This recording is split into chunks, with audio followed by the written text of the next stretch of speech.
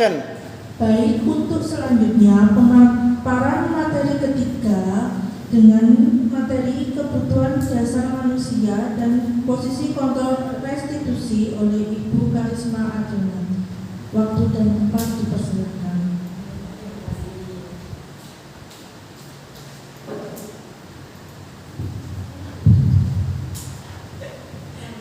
Assalamualaikum warahmatullahi wabarakatuh. Bapak Ibu, suhu saya ini berdek ya, gemeter. Ya, antara belum makan atau gugup saya nggak tahu ya. Pokoknya roda geloyo ini. Saya dulu kayaknya ngomong di depannya Bu Binti ya. Karena ilmunya kalah jauh sebenarnya, tapi tidak apa-apa, kita sharing aja ya Bapak Ibu. Jadi di sini saya akan melakukan diseminasi calon guru penggerak, terutama pada modul 1.4 tentang budaya positif. Nah, karena kita berbagi materi tadi dengan 3 orang guru penggerak di SMP Negeri 39 Surabaya, jadi saya kebagian 2 materi, di mana 2 materi ini menurut saya ini selalu diterapkan. Jadi tadi saya benar-benar fokus membuat materi ini, PPT-nya memang gimana caranya bisa diterapkan oleh Bapak Ibu di sekolah ini. Gitu ya. Baik Bapak Ibu.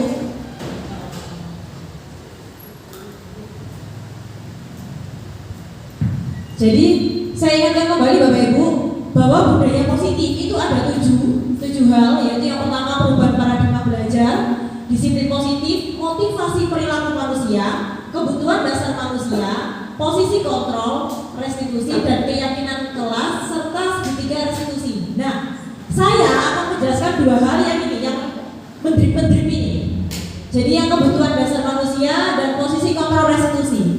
2 hal ini memang sangat berdampak pada perilaku siswa kita. Kalau saya dalami teorinya begitu.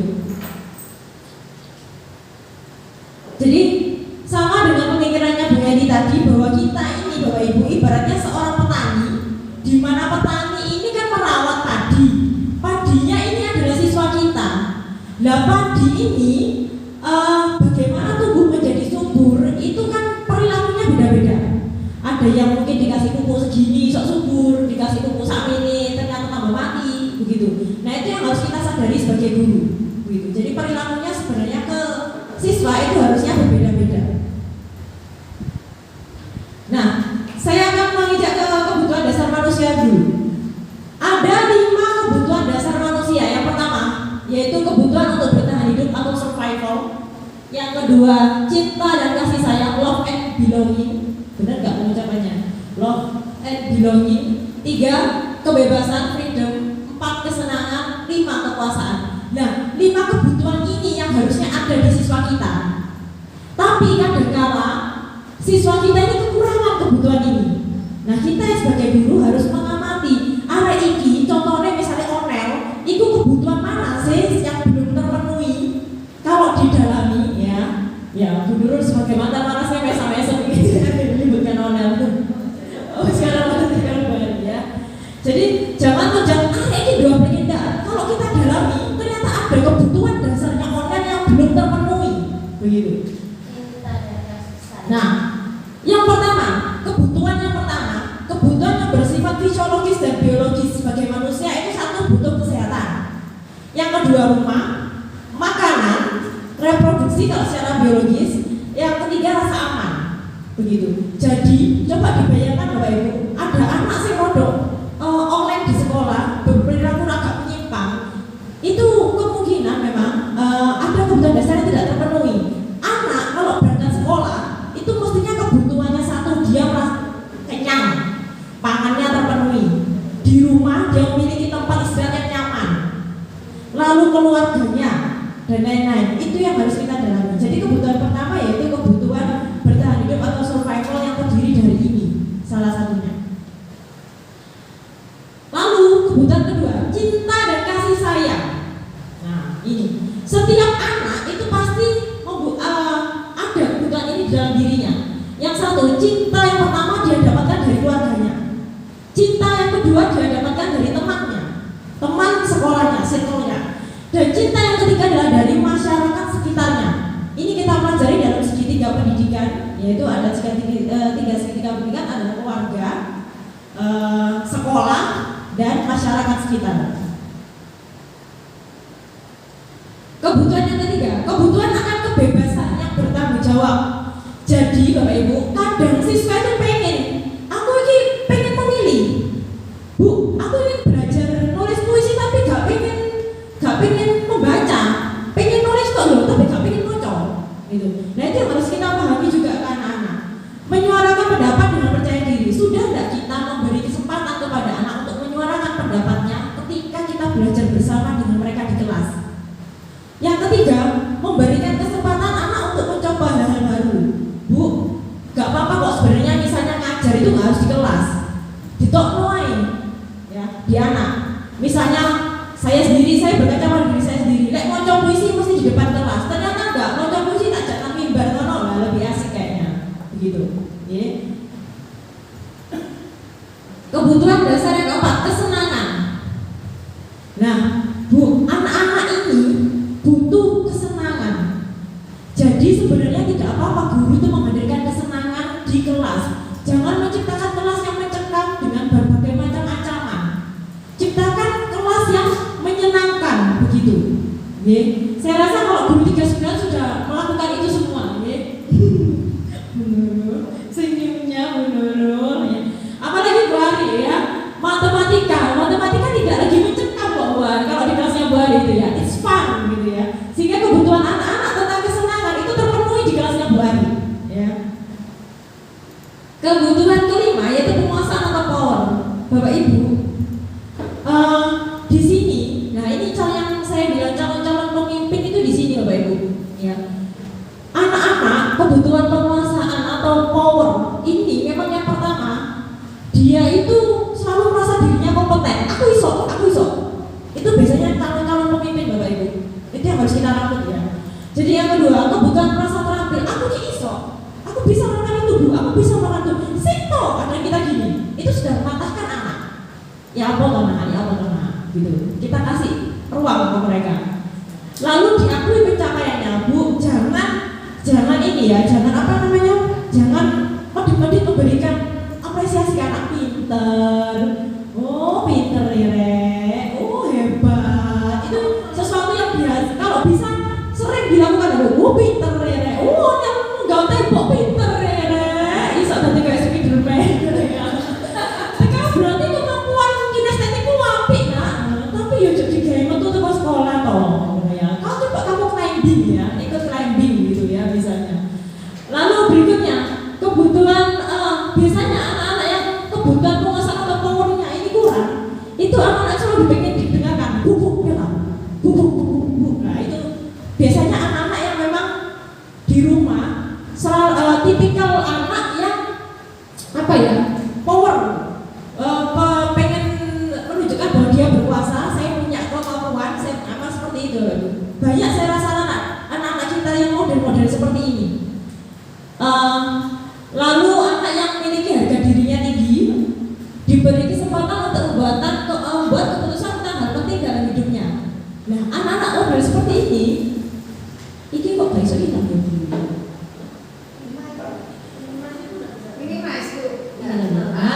siswa yang memiliki kebutuhan penguasaan yang tinggi itu selalu ingin jadi pemimpin. Ini contohnya Arin, Bu. Saya pertama kali jadi walasnya di 7A dulu awal-awal. Saya tanya gini, anak-anak, siapa yang bersedia jadi ketua kelas? Diam semua anak 7 awal. Satu-satunya anak yang mengajukan tangan Arin. Saya, Bu, saya mau jadi ketua kelas. Dari situ saya sudah tahu bahwa anak ini punya jiwa kepemimpinan yang kuat. Gitu. Ketika kelas 7 awal. Lalu dia suka mengamati sebelum mencoba hal baru. Kadang anak itu kalau diajak ke mungkin ke lab IPA Beri, mesti anak kue. Nah itu jangan dilarang Beri, cuman terus dipantau. Begitu. Biasanya anak-anak model begitu itu memang calon-calon pemimpin. Ya. Lalu anak-anak model itu perfeksionis, ya, dan cenderung kecewa jika dia melakukan kesalahan. Ya. Salah satunya Ari itu kalau dia terlambat, pernah satu kali terlambat, dia nggak saya marahin nggak apa, ngedep saya langsung nangis. Padahal saya nggak ngomong apa-apa, tapi langsung nangis. Kamu ini kenapa? Nangis, kak. Saya nggak tahu saya mau nangis. Kalau dia berbuat kesalahan, dia pasti langsung sangat kecewa. Itu tipikal anak-anak yang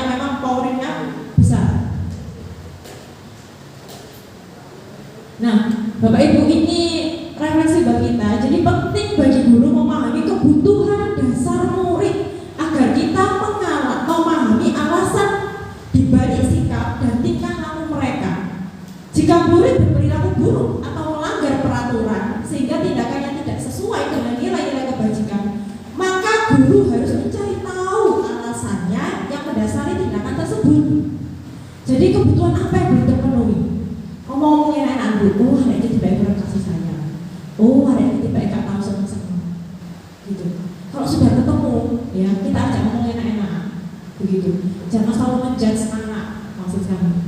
Oke. Lanjut. Nah ini ya Pak Ibu, ada 5 posisi kontrol restitusi. Saya lanjutkan lagi. Jadi kelimanya ini nanti pada akhirnya saya ingin Bapak Ibu berbagi pengalaman. Saya yakin semuanya pernah mengalami 5 posisi kontrol ini. Jadi saya ingin nanti 1-2 guru berbagi pengalaman tentang 5 posisi kontrol restitusi ini. Yang pertama posisi penghukum, kedua posisi pembuat merasa bersalah, ketiga posisi teman, keempat posisi pemantau atau monitor, dan kelima posisi manajer. Nah ini tadi kita saksikan video yang pertama Bapak Ibu. Ini yang posisi penghukum.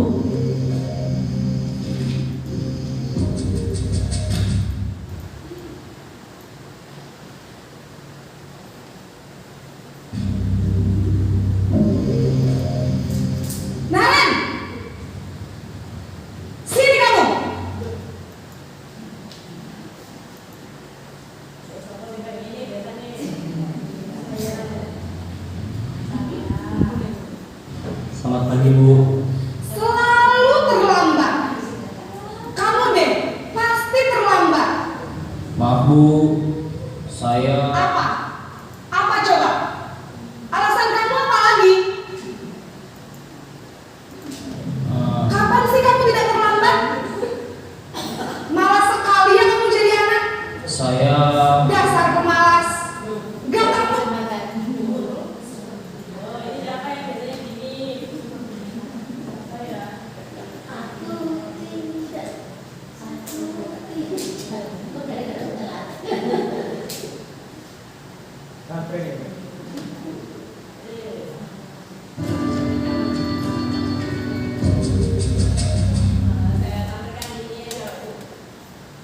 Jadi yang posisi penghukum ini ya Bapak, biar nggak potong dan ininya tersampaikan. Saya punya kita video Bapak Ibu. Sampai sekarang.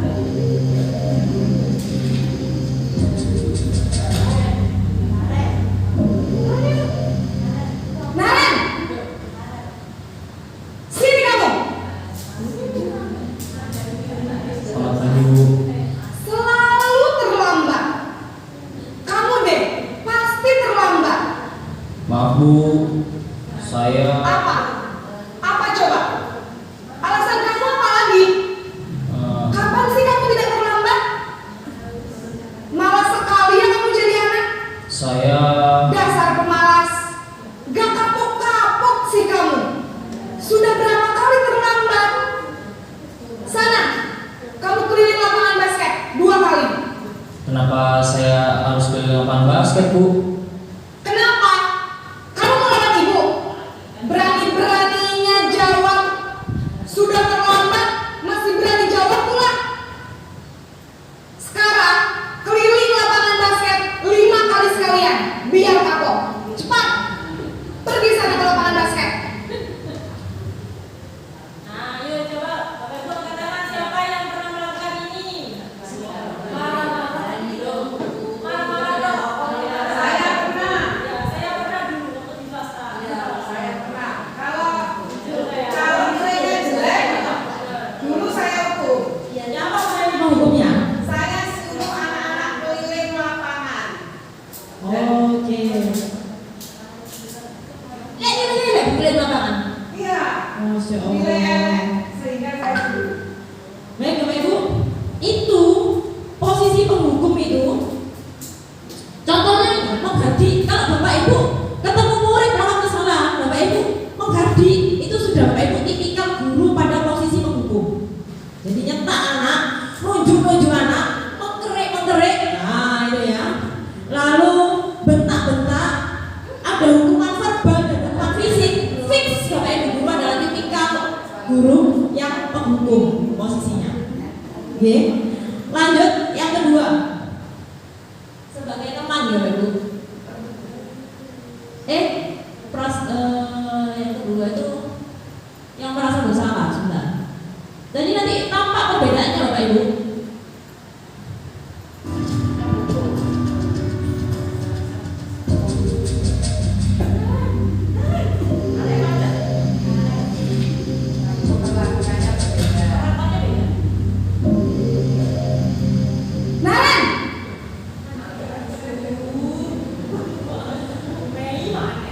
pagi Bu.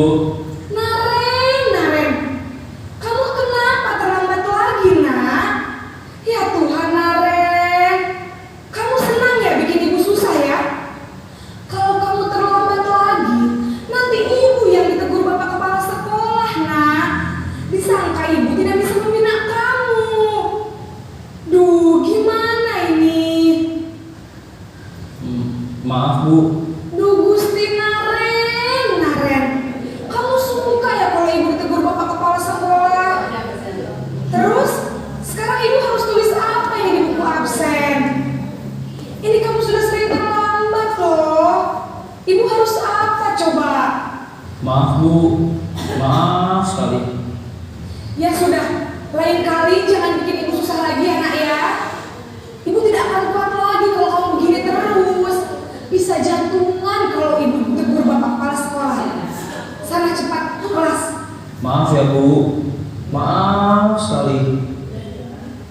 Kalau kayak gini, fix muridnya jadi merasa bersalah karena takut gurunya kena serangan jantung ya Bapak Ibu. Berkali tadi ibu merasa bisa jantungan itu. Nah, Bapak Ibu, tindakan yang kedua, itu contohnya suaranya lembut, tenang, tapi kata-katanya tuh menyalahkan murid. Begitu. Lalu guru akan menyatakan kesalahan ada pada murid sehingga murid ini kesannya menderita. Jadi ini yang pada posisi guru membuat murid membuat merasa bersalah. Nah dampaknya ternyata ada dampaknya Bapak Ibu. Beda tadi beda. Jadi membuat murid merasa bersalah, sedangkan jadi dia identitasnya gagal. Lalu dia jadi rendah diri dan bisa-bisa menarik diri dari lingkungannya. Ini dampaknya. Begitu. Posisi yang ketiga, posisi teman.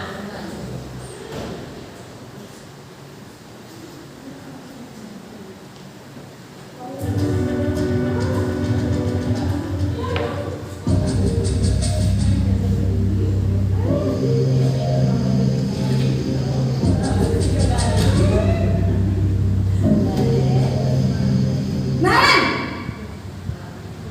Itu sebagai teman ya Bapak Ibu. Selamat pagi Bu. wah sudah jam berapa ini nak? Terlambat lagi ya sayang. Iya Bu. Habis ibu saya lupa bangunkan saya Bu. Kamu malah menyalahkan ibu kamu. Kamu bukannya anak yang larinya paling kencang. Kok terlambat sih? Iya Bu. Saya memang terlambat bangun tadi. Jadi biarpun saya lari kencang, tetap gak kekejar Bu. Ya sudah sana. Nanti lain kali larinya lebih kencang lagi ya. Biar gak terlambat lagi. Bikin seneng ibu. Demi ibu. Bisa kan? Bisa lah Bu. Ya sudah sana masuk kelas. Ibu beresin urusan absen kamu. Kamu ini ada-ada saja. Yang tadi guru masalah. Iya Bapak Ibu. Itu ternyata punya dampaknya Bapak Ibu. Ini kalau Bapak Ibu pernah di posisi teman, itu suara guru agak lama. Ya, semacam besti itu. Lalu cenderung bersenda gurau untuk menghangatkan suasananya. Dampaknya murid akan bergantung pada satu orang. Jadi faktor ketergantungan masih eksternal. Oh, karena kemarin itu aku di Bu Binti itu ternyata temanku loh. Maksudnya dia merasa besti gitu dengan Bu Binti gitu. Jadi oke, kalau ada Bu Binti aku gak akan telat ketika Bu Binti piket. Jadi pasti faktornya faktor eksternal. Lalu murid tidak mandiri dan tidak bisa berpikir untuk diri sendiri. Identitasnya, tapi di sini sudah mulai ada peningkatan. Tercipta identitasnya yang berhasil karena kita nggak menjatuhkan mental mereka.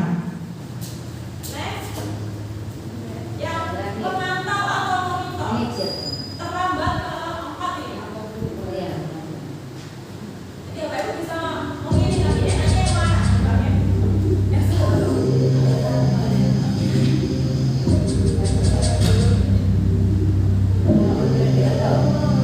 Naren,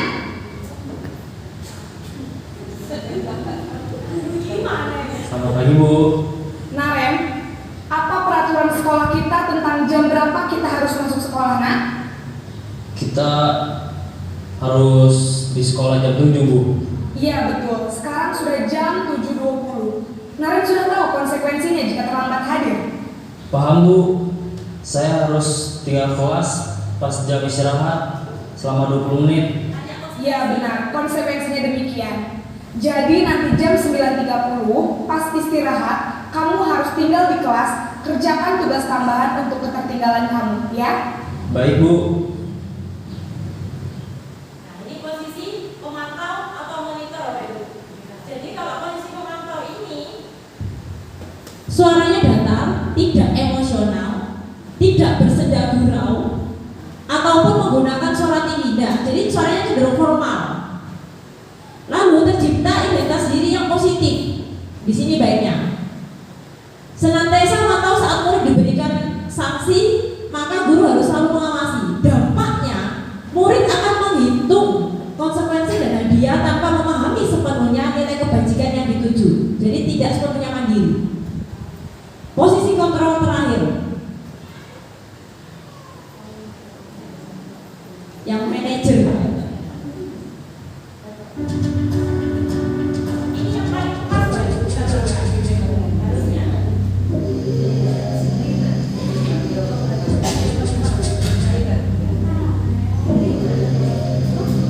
Naren!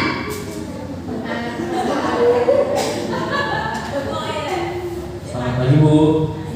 Selamat pagi Naren. Maaf, Bu. Saya terlambat. Iya, sekolah masuknya jam 7, sekarang sudah jam 7.20. Jadi sekarang bagaimana ini Naren? Maaf, Bu. Saya lupa setel alarm saya semalam. Baiklah, menurut kamu, keyakinan sekolah yang mana yang perlu kamu tingkatkan? Menghargai diri sendiri dan orang lain mungkin, ya, Bu. Setuju. Jadi, apakah Naren meyakini prinsip saling menghormati tersebut? Iya, Bu. Saya meyakininya. Apakah Naren bersedia memperbaiki masalah keterlambatan ini? Bersedia, Bu. Bagaimana kamu akan perbaiki masalah keterlambatan ini? Saya akan coba untuk tidak lupa menyetel alarm saya, Bu. Baik, kalau Naren lupa menyetel alarm di rumah, ada orang yang kira-kira bisa bantu mengingatkan tidak? Ada, Bu. Kakak saya, Kak Emma. Ada lagi selain Kak Emma? Selain Kak Emma, ada ibu saya. Baik, jadi yang mengingatkan Naren adalah Kak Emma dan ibu kamu ya? Kira-kira akan mulai setel alarm kapan nih Naren? Setelah pulang sekolah, akan segera saya lakukan. Baik, jadi Naren akan setel alarm untuk bangun besok pagi dan akan diingatkan oleh kakak dan ibunda Naren ya. Ada lagi yang mungkin perlu dilakukan Naren agar tidak terlambat bangun lagi? Tidak ada, Bu. Baik Naren, terima kasih untuk kerjasama kamu. Sekarang kamu perlu kembali ke kelas untuk belajar. Baik, Bu. Terima kasih. Ini yang posisi paling ideal, Bapak Ibu. Ya, bisa kira-kira?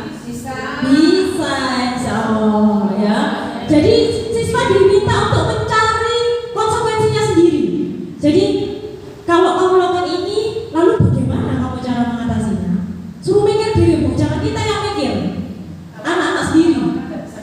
Lah, orang yang itu ya.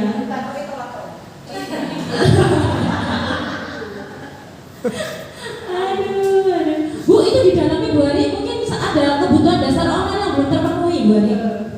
Nanti di dalamnya lagi apa kebutuhan dasar apa itu? Baik, Bapak Ibu, refleksi hari ini. Bapak Ibu guru, pernahkah menerapkan posisi kontrol tersebut? Pernah. Jika pernah, posisi kontrol mana yang Anda gunakan? Yang apa, Bu? Yang manajer sungguh? Yang manajer ya? Oh, makanya ada penuh sama sip-sip nih, jos-jos ya. Nah, dari kelima adegan posisi kontrol itu mana yang dapat menunjang motivasi intrinsik siswa? Yang nomor 5 nih Bapak Ibu. Jadi saya harapkan Bapak Ibu dari hasil diseminasi saya ini yang memberikan manfaat ke Bapak Ibu itu bisa mengubah cara pandang Bapak Ibu bahwa tidak ada siswa yang nakal, yang ada mungkin siswa yang belum terpenuhi kebutuhan dasarnya, begitu ya. Nah, ini yang saya ucapkan ke anak-anak Bapak Ibu, ya. Yang saya terapkan dari anak, jadilah baik tanpa tapi, jadilah baik tanpa karena. Kamu jangan jadi baik, bisa ada anak-anak Bapak Ibu, saya baik, tapi kelas sebelah nggak kayak gitu. Ya, tapi kelas sebelah nggak kayak gitu. Jadilah baik karena dirimu sendiri, jangan jadi baik karena tapi. Yang kedua, jadilah baik tanpa karena. Jadilah baik jangan karena orang lain. Bu, saya mau melakukan sholat 5 waktu karena saya pacaran sama si A. Lek wis putus kamu gak sholat. Gitu. Itu yang tidak boleh kan seperti itu, ya.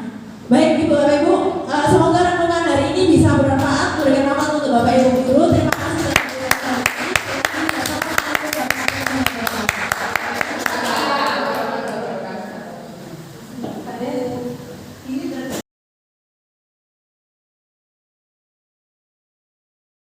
Assalamualaikum warahmatullahi wabarakatuh. Waalaikumsalam warahmatullahi wabarakatuh. Selamat pagi anak-anak. Pagi.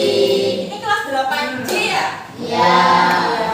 Baik anak-anak, sebelum kita Ibu mulai pembelajaran di kelas 8C, alangkah baiknya juga kita membuat sebuah keyakinan kelas.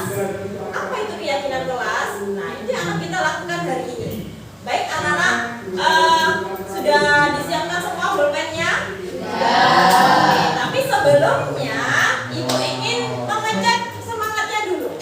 Coba tepuk 1, tepuk 2. Semua gerakannya dong. Ulangi, tepuk 1, tepuk 2, tepuk 3, tepuk 4.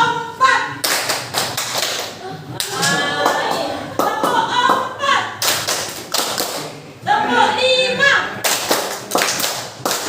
Oke, lagi ya, bisa ya? Bisa. Lagi, tepuk 1, tepuk 2, tepuk 3, tepuk 4.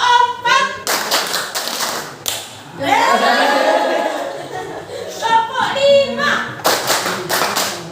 2 kali tepuk 5. Tenang deh.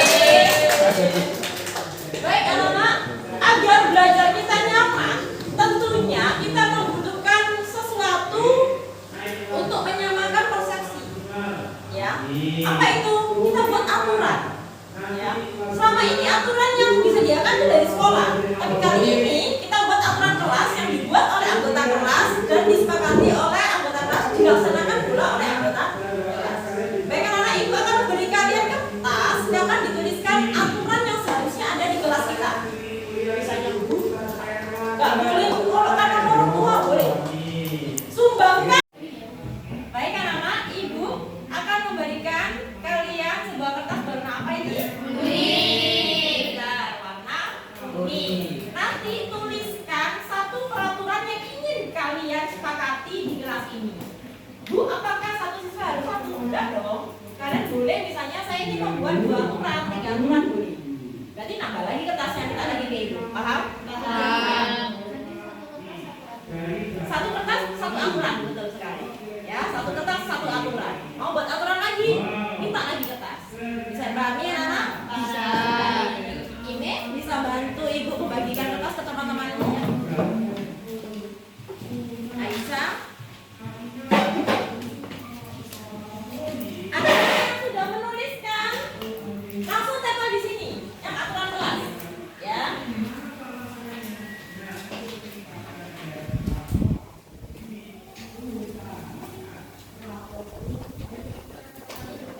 Jangan lupa diberi nama ya bawahnya.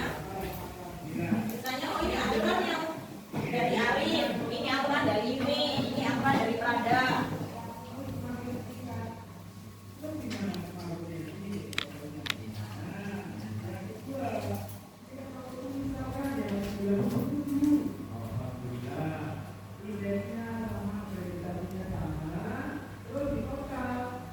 Wow, 92,97. Di mana posisi Malina? Masuk di ini kan 92,51 ya saja. Artinya apa? Kira-kira membuat aturan apa nih? Ayo.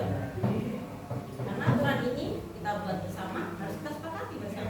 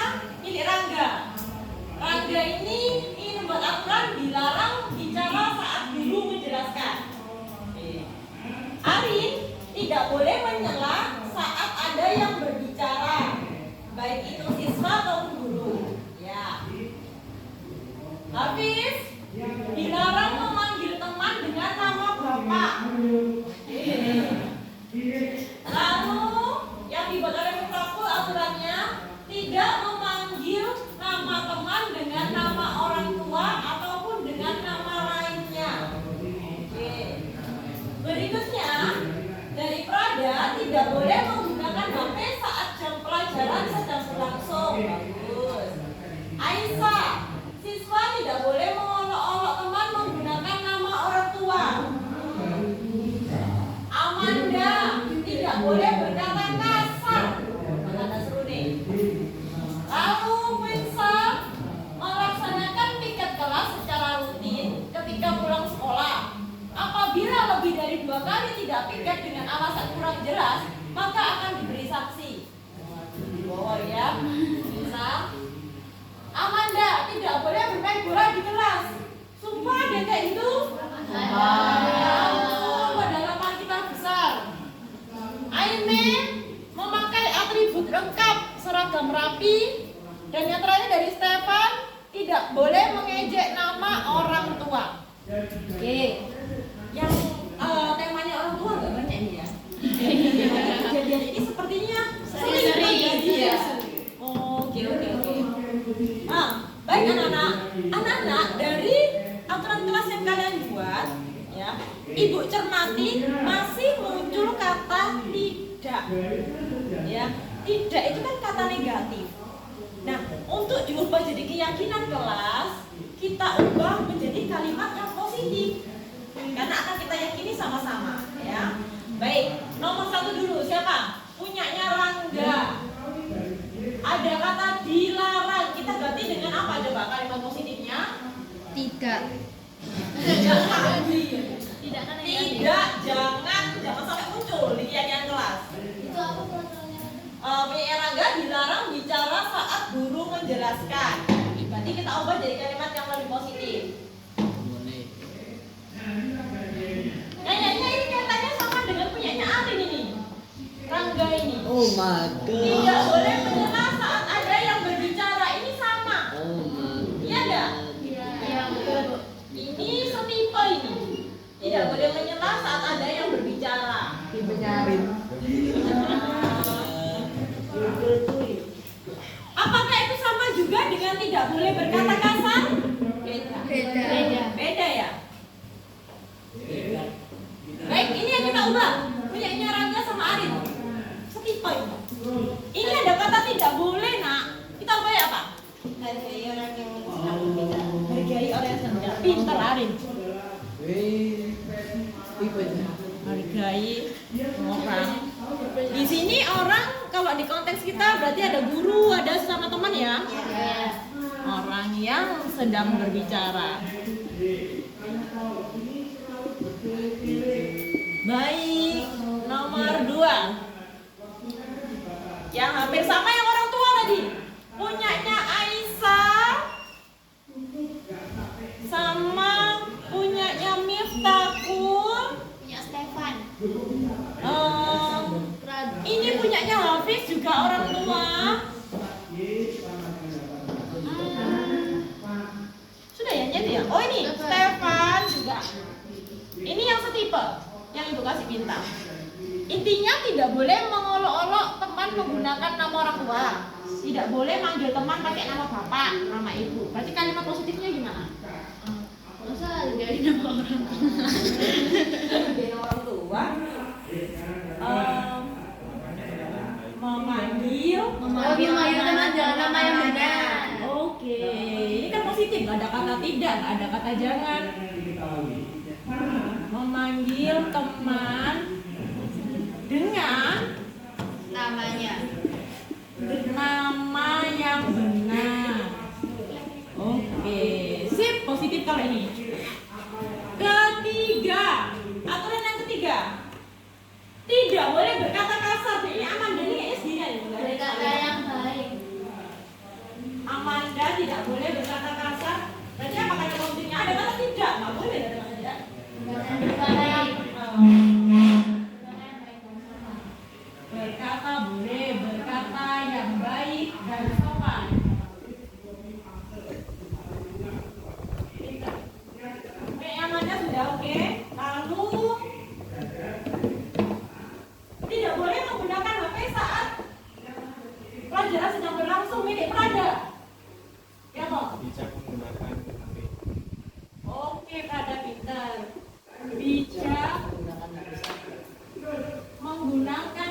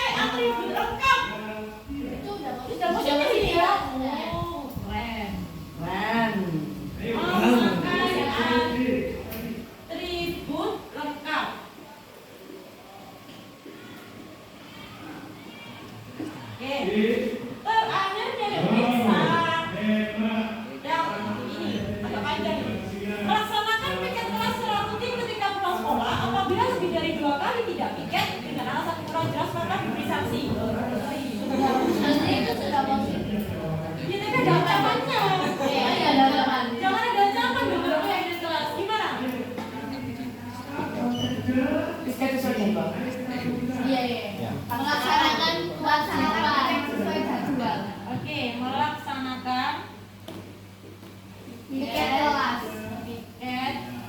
Tiket sesuai jadwalnya. Ini? Ya. Ya. Mari kita beri tepuk tangan dulu, Kak.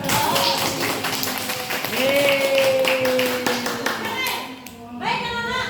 Nah, kita membuat kajian kelas ini pasti ada nilai-nilai kebajikan di dalamnya kan? Yang pertama ini apa kira-kira nilai karakter yang terkandung di dalamnya? Menghargai. Oke, menghargai. Memanggil teman dengan nama yang benar, berarti karakter apa yang terbentuk? Menghormati. Menghormati, pintar. Berkata yang baik dan sopan. Sopan. Santun, pintar. Bijak menggunakan HP. Kebijaksanaan. Karakter apa yang kalian pelajari? Disiplin. Disiplin, pintar. Disiplin. Bermainlah di tempat yang sesuai. Disiplin. Berada di tempat yang sesuai. Karakter apa di situ yang bisa kita pelajari? Bermainlah di tempat yang sesuai. Sama nggak sih Sama disiplin ini? disiplin. Iya. Disiplin. Memakai atribut lengkap? Disiplin. Disiplin juga. Melaksanakan piket sesuai jadwal? Tanggung jawab. Tanggung jawab, pintar. Nah, anak-anak dari keyakinan sudah kita buat, ini nilai-nilai karakter yang akan terbentuk dalam diri kalian, gitu ya. Nah, untuk sama-sama menyepakati, ya, sebagai simbolis saja, mari kita tanda tangani bersama di sini ya. Berarti ibu awali dengan ini kita sepakati ya, mengetahui ibu sebagai wali kelasmu. Bu Dena. Silakan yang lainnya lanjut tanda tangannya di sini. Pertanda bahwa kita sepakat dengan keyakinan ini.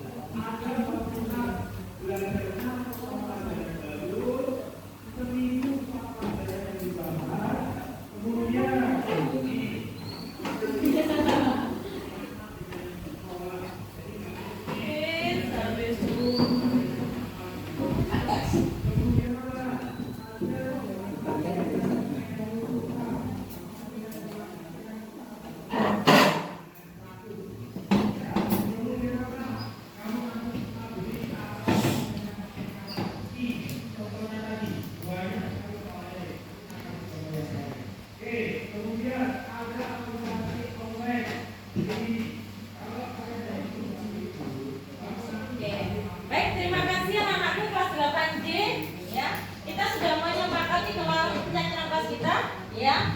Baik, next ya. Kita akan melakukan kegiatan lain yang lebih bermakna lagi. Ibu akhiri kegiatan kita hari ini dengan semangat tepuk di awal. Tepuk 5